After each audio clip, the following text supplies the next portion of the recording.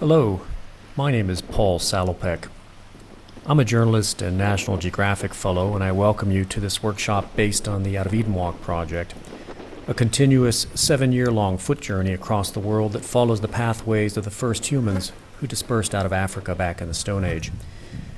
This project is mostly about journalism, about storytelling, but it's guided by science. I'm using the fossil record and modern genetics as guideposts for a global walking route that stretches from Ethiopia and Africa, across Eurasia, and then to North America by ship, and finally down to Tierra del Fuego at the southern tip of South America, the last corner of the continents to be colonized by our species thousands of years ago. The Out of Eden Walk is about slowing down. It's about observing the world closely. It's about thinking before writing, something that doesn't always come naturally in our accelerating, digitally driven news cycle. What are the main tools of what I'm calling slow journalism? On foot, I'm forced to slow down my information gathering process while I cover the major stories of our day, whether they involve human conflict or cultural endurance, or global health crises, mass migrations, or stories that reveal how the deep past always informs our daily headlines, if we choose to learn this. Slowing down your reporting metabolism isn't as easy as you think. I'm as compulsive a news consumer as anyone, but the walk has taught me to channel this impulse.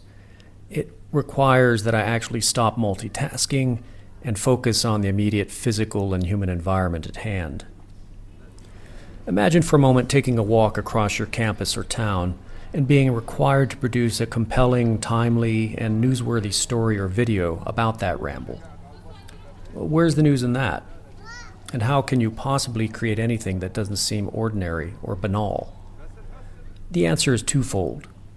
The first tool is preparation or research, and the second is acute observation. It's your task first to study the news environment before you go out into the field.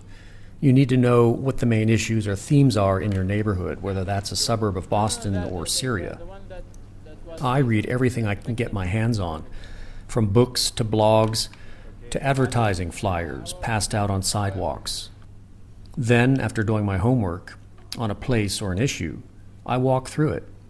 And that means I inhabit that news environment.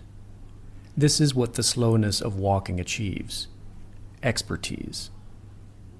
In this way, by being patient with your story, you'll generate unique content that nobody else can match. You'll make connections and discover insights that are missed by colleagues who are zipping through stories, recording superficial observations, which, by the way, are often wrong.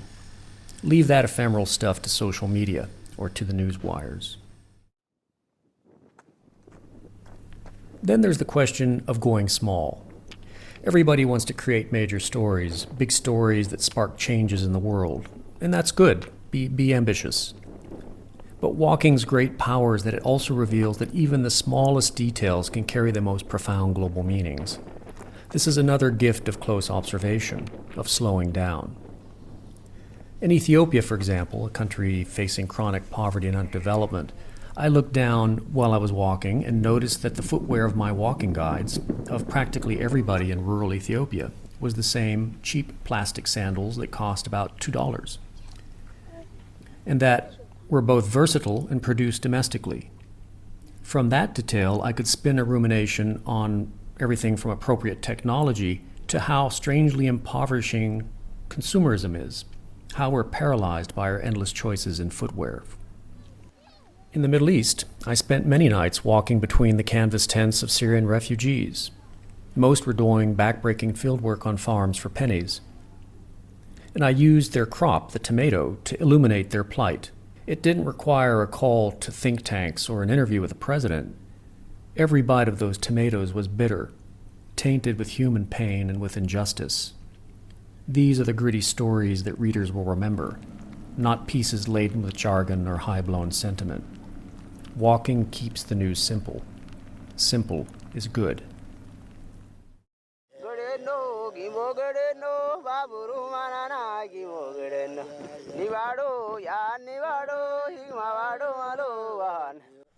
People sometimes ask me, okay, so walking and slow journalism may produce more meaningful, more insightful stories, but how do you find those stories to begin with?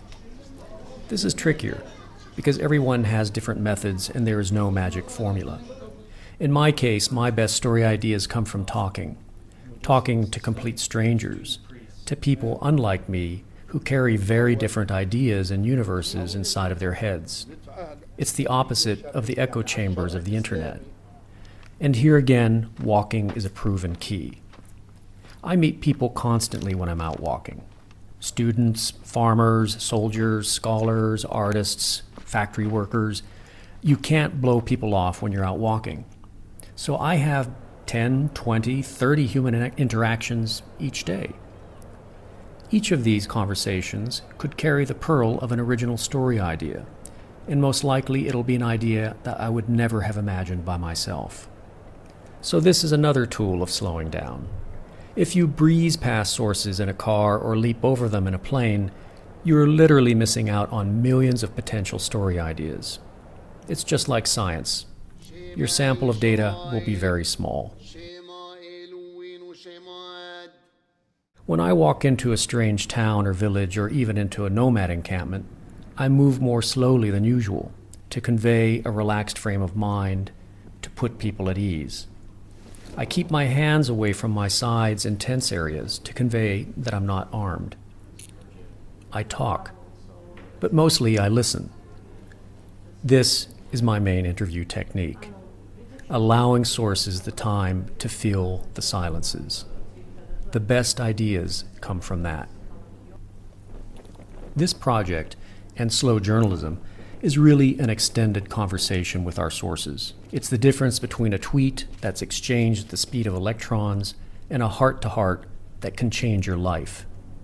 I'm not just talking about walking across the world. I'm listening my way across it. And I look forward to listening to some of your own insights as you partake of your own journeys in this workshop. Welcome to The Walk.